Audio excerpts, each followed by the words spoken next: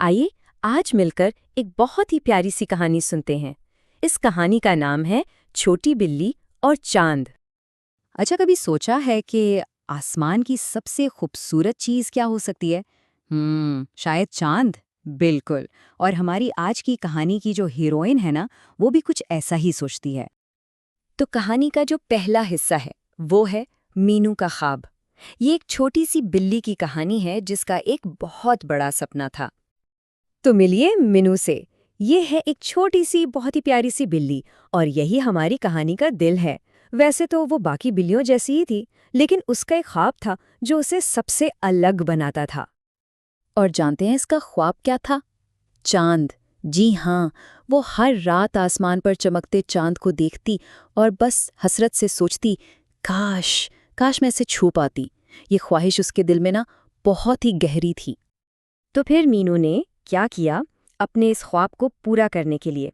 आइए अब कहानी के अगले हिस्से में देखते हैं चांद छूने की कोशिश। और फिर एक दिन मीनू ने पक्का फैसला कर लिया।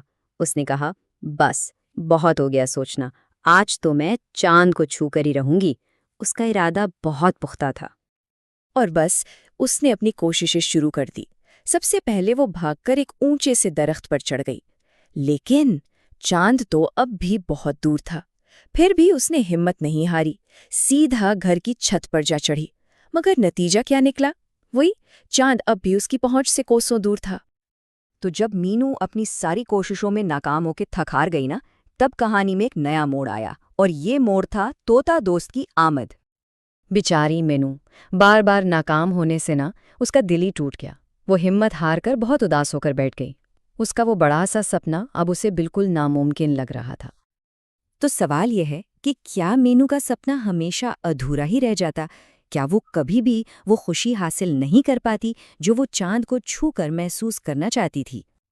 और ठीक उसी वक्त जब लग रहा था कि सारी उम्मीदें खत्म हो गई हैं, तब एक दोस्त उसके पास आया। एक तोता जो उड़ता हुआ आया और उसके करीब आकर बैठ गया। और बस यहीं से कहानी का सबसे अहम हिस्सा शुरू होता है, यानी आसमान का सबक। ये वो सबक था जो उस तोते ने मीनू को सिखाया। तोते ने बहुत ही नरमी से मीनू को समझाया। बोला, मीनू, चांद तो आसमान में रहता है, उसे हम अपने हाथों से नहीं छू सकते। ये एक ऐसी सच्चाई थी जिसे समझना बहुत जरूरी था।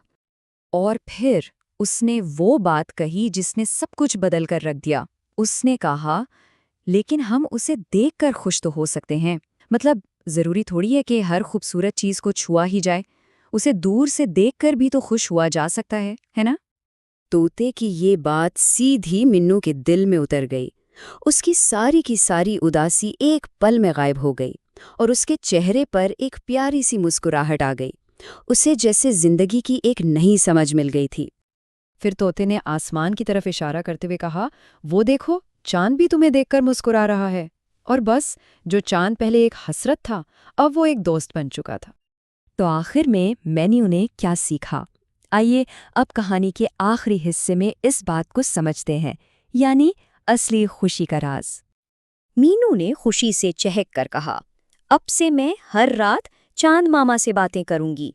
यानी उसने कुछ हासिल करने की जिद को सराहने की खुशी और दोस्ती में बदल लिया था।